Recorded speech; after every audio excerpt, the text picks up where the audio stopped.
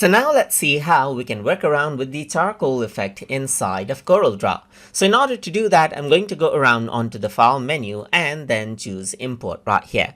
So once I go ahead and do that, I can simply go around and choose an image that I want to apply the effect to. So let me just go around and then let's say, for example, bring in this image right here.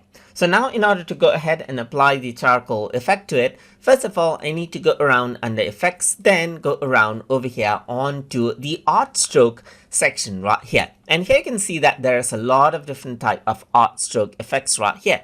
So if I were to go ahead and select charcoal, let's say for example, you have the charcoal right here, apply to it right here just like this. So now I can go ahead and change around the size right here just like this, and I can decrease around the size right here just like this as well. You can also go around and change around the S right here as you want just like this as well, and then you get the charcoal effect accordingly, as you can see right there just like that. And that is how you can work around with charcoal effect inside of Corel Draw. So hope you guys learned something as always. And as always, please like, comment, share, and subscribe.